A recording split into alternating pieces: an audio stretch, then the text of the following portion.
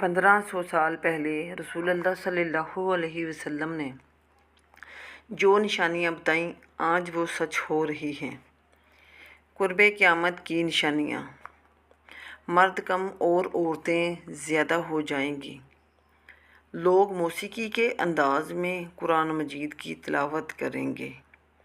دنیا کی محبت کی خاطر بیوی شوہر کے ساتھ کاروبار میں شامل ہوگی۔ لوگ اپنے جسم کو موٹا اور مضبوط بنانے میں لگے رہیں گے۔ نماز اور زندگی سے سکون ختم ہو جائے گا۔